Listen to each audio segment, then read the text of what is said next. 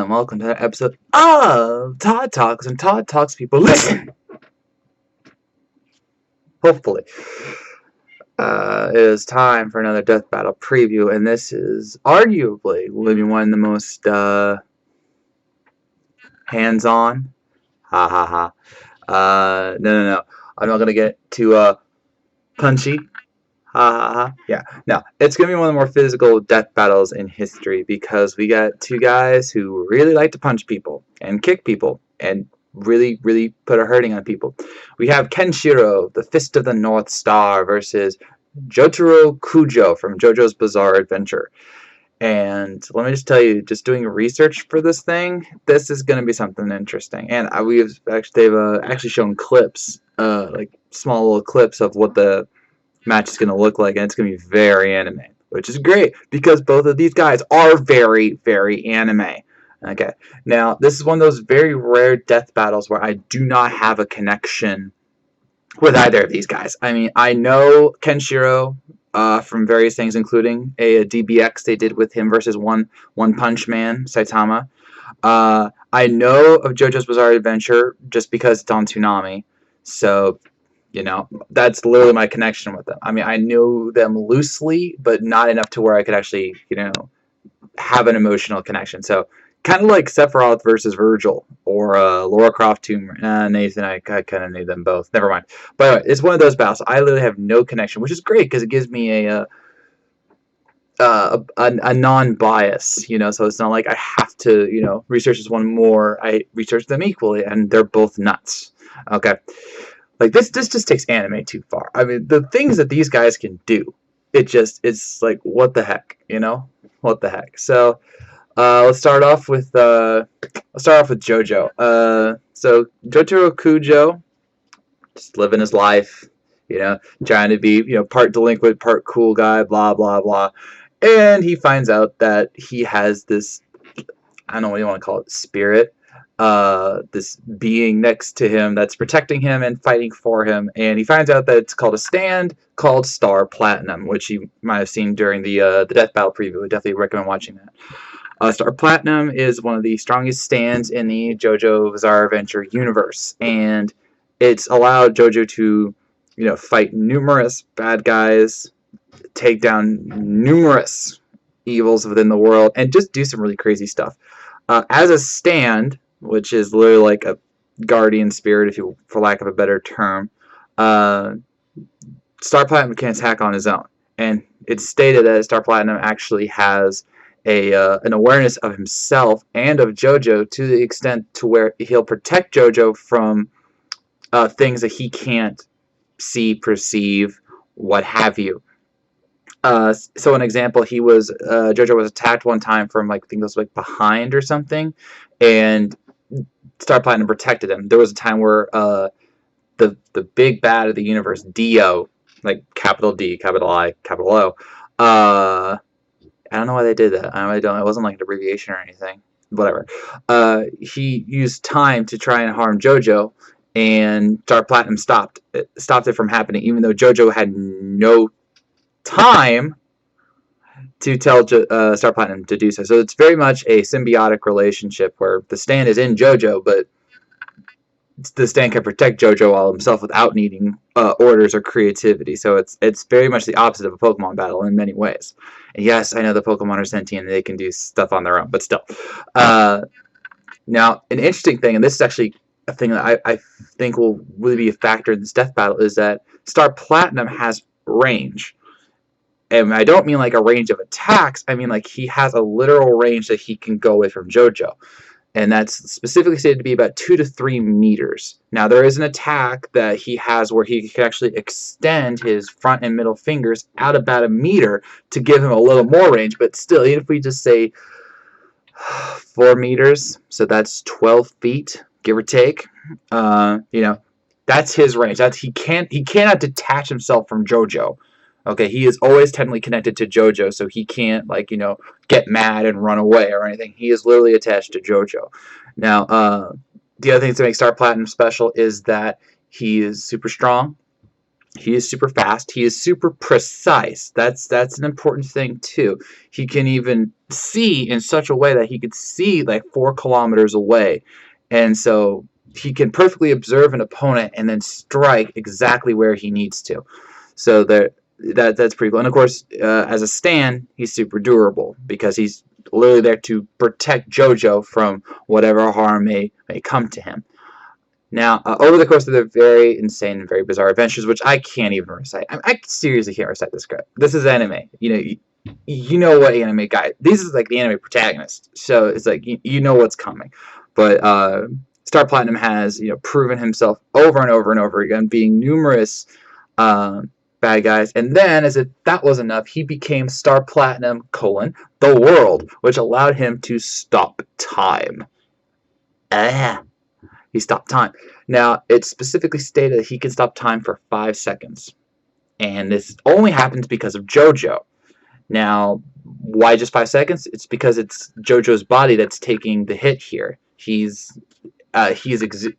the best way to say it? He's using his own energy to stop time, for lack of a better term.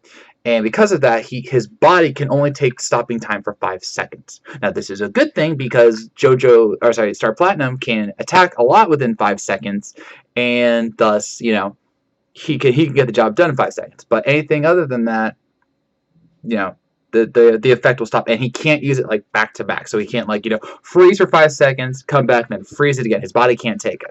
So it's very much I have to use it sparingly kind of thing. Or at least that's how I interpret it based on the examples that were shown to me. Again, didn't watch either anime. So another thing that's a curious thing is that Star Platinum it's one of those anime things. He's stated to go faster than light. Now, as I noted, he is attached to JoJo, so he technically can't boom faster than light per se. He can reach a person faster than light, maybe. It's anime, It's one of those things where it says, oh, he's faster than light, but is he? I don't know. It's honestly how you interpret it. And I will happily let the Death Battle guys break that down and see how it goes. But JoJo is tough for a reason, and JoJo himself is smart. Like he's great intelligence, he's a great toughness, he knows how to strategize, he's very aware of his surroundings as well as his own capabilities, which is something that a fighter should have. But he knows what to do, and with Star Platinum at his side, they're a very, very tough duo. Okay? And if they weren't, that would be very bizarre. Okay, I'm sorry. So they're going to be tough to beat. And then there's Kenshiro, the Fist of the North Star. Yes, this is hands down one of the most powerful anime characters of all time. There was actually a poll about this, and Kenshiro went number 3, third only to Goku. Who was the other one? I'm sorry, I didn't look at the poll. I just remember seeing Goku was above him. But anyway, long story short, Kenshiro was an orphan, and he was adopted by a martial arts master who was the sole heir of the, I gotta say this right, Hokuto Shinken. Apologize if I said that wrong. The Hokuto Shinken, which is this legendary martial art that's based around pressure points. Now, the rule about the Hokuto Shinken is that it's so powerful, it is so deadly, that there can only be one. Yeah, they went full Highlander here. That there can only be one. And anybody who sees some of these techniques are literally killed because they don't want their techniques exposed. Even if they can't use them, they don't want them exposed. So, Kenshiro worked hard, and he became the next heir to be the Fist of the North Star. His master was killed, naturally, by his adoptive brother, naturally, and this set Kenshiro on a path of both vengeance, justice, honor, and epic killing. I mean, let's not tame this any. Kenshiro is a killer. Okay, he will literally put a finger on your head and he can blow your head up because he can. Sorry. So again, long story short, this is anime, so this goes on forever. So Kenshiro, the world itself basically became, as Boomstick called it, Mad Max world. So there's warlords, there's gangs, Kenshiro's fought like half of his adopted family and his real family, all in the quest to, rid the world of evil, save his fiance, who was kidnapped not once but twice, killed, not killed, killed again, actually wasn't dead. Anime. What are you gonna do? So he's fought hordes of guys. He's fought, warlords, kings, emperors, various rivals, family members, everything. And he only does it with his martial arts skills and his ki. Yeah, you didn't expect that, did you? Okay, ki, if you don't know, is a spiritual energy that is within all living people. It is the basis of Dragon Ball in many, many ways, because that's how Goku gets his energy attacks. Kenshiro has ki attacks. That's going to be important, so remember that for later. But his bread and butter is his martial arts skills. The Hokuto Shinken has a masterful list of techniques that range from the I can't believe he just did that to what the heck did I just watch? That kind of thing. Again, anime. So he's got, in the body, there are 706 pressure points. This is a fact. This is actually used in acupuncture to help relieve pain and stress, and yeah. I don't like talking about acupuncture. But in the Fist of the North Star series, they use this to do damage, to do healing, and to screw with people. Like, if you saw the preview, apparently he can make a person walk backwards, because why not? And because he is the master of the Hokuto Shinken, he knows all these techniques. And I mean, I went to a page, I literally typed in Hokuto Shinken techniques, and it's massive. I mean, it's insane, all the stuff that between the manga and the anime series, both of which are pretty good, I'm told. There's just, it's an insane amount. Like, I was just reading the descriptions of like what he used, who he used it on, what it did, what it could have done if it was full powered or whatever. It's insane. Again, just watch the preview for a Kenshiro, and you'll see he literally just grabs a guy's head and it like melts in his hand. I mean, what the heck? I know, again, anime, but still, like, even for anime, this is like brutal stuff. So Kenshiro is definitely not a guy you want to mess with. So just his pressure point attacks are deadly. He has an attack where he can literally, depending on which interpretation you want to take, he can punch 50 times in 3 seconds, 100 times in 3 seconds, or 1,000 times in 3 seconds. I think the last one was dependent on a special phase I'll get to in a second. But it's literally insane what he can do. And then there's the fact that he can actually use his own body's potential to its maximum. Let me explain. The human body has limits. We train to get over those limits. Again, going back to Dragon Ball, that's what Goku does every day. So a regular human can use about what's defined as 30% of its strength. Not just physical strength, but the full power of its body, right? If you're a master of the Hokuto Shinken, you can master 100% of your body. Yeah, so what this means is that you can actually control what your body does in certain instances. Kenshiro can actually make it so where his own pressure point cannot be exploited. Yeah, and then he can use his ki, as I mentioned earlier, he can use his ki to actually do projectile blasts, power up his own attacks, heal himself, create barriers to protect himself, and so on and so forth. So he literally has complete control of his body. That's scary. But that's also why he's very hard to beat. Now, yes, he has been beaten before, but by the time he reached the end of his series and the end of the manga, he's basically an unstoppable killing machine.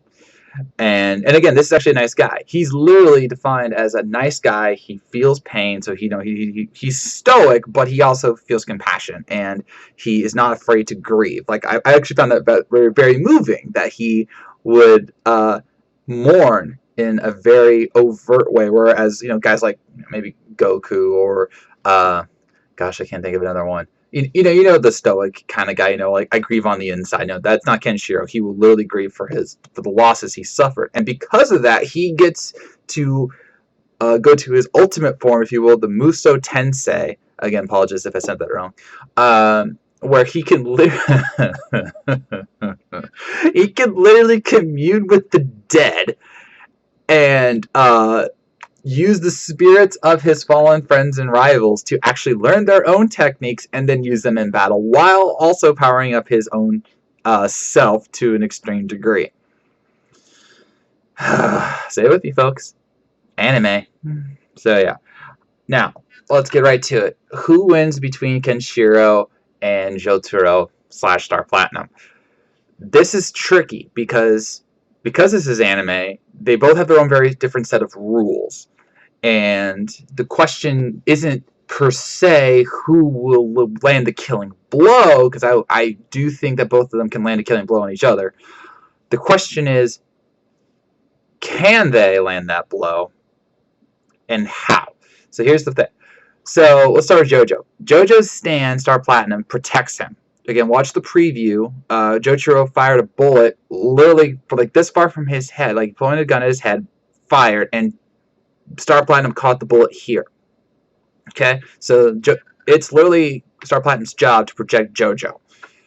And because of that, if you can't get by the stand, you can't get to JoJo. That being said, multiple villains in the series, including Dio, who I mentioned earlier in the JoJo breakdown, was able to get to JoJo and defend him, and hurt him in numerous ways. So the question is, can Kenshiro get to JoJo at all? And also important, if you're not a stand user, which again what Star Platinum is, if you're not a stand user, you can't see other stands. Like, there are a few exceptions, and in the series there are a few exceptions, obviously, but the question is Kenshiro one of those exceptions? Now, I didn't find any personally, but I remember seeing on the Screw Attack forums that Kenshiro can see like ghost spirits and other things, and so the question is, would Star Platinum be one of those? I'm leaning to yes. I also think that I don't think Screw Attack would put these two together if they couldn't see them, because that would be a one-sided fight. It's very much a Naruto Ishigo situation, if you remember, because Ishigo's spirit reishi form is invisible, but is still in the present and physical world, and Naruto could hear / sense his emotions enough to detect where he was. It's very much a situation like that, and so I think definitely Kenshiro will be able to see Star Platinum, if not in the full colorful version that we're going to see in the battle. So let's just say, for the sake of argument, he will see Star Platinum. Then the question becomes, can he get by him in order to defeat or get to JoJo and defeat him? I'm going to have to lean to yes, because even though Star Platinum per se does not have pressure points, as it's a stand and not an actual human being, something just tells me he'll have enough power, strength, and ability to get by Star Platinum and eventually get to JoJo. And if he gets to JoJo, it takes one shot. Again, going back to that list of techniques I told you about, it takes one shot. One finger to the forehead, or there's a 4-finger attack. He can turn his hand to basically a blade and slice the head open. JoJo himself is not super invulnerable. That's why he relies on Star Platinum for defense. Okay, so if Kenshiro gets to JoJo's dead. Now, in reverse, can JoJo and Star Platinum beat Kenshiro? That one's a little hard to say, because if we're going at maximum potential, all the animes and mangas, taken at their word, and of course the special series that happened afterwards, Kenshiro's a tough son of a gun.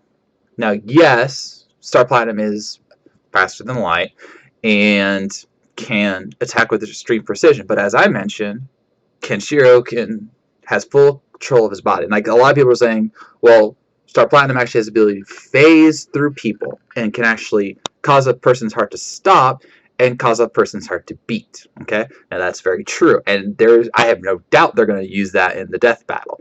But the problem is that because of Kenshiro's mastery of his body and his own pressure points, just because your heart stops, and this is true, just because your heart stops doesn't mean you're dead. All Kenshiro needs is like half a second reaction, and he can literally make his own heart beat again. And this guy has survived mortal wounds by numerous foes, including ones that could master the Muso Tensei itself. So,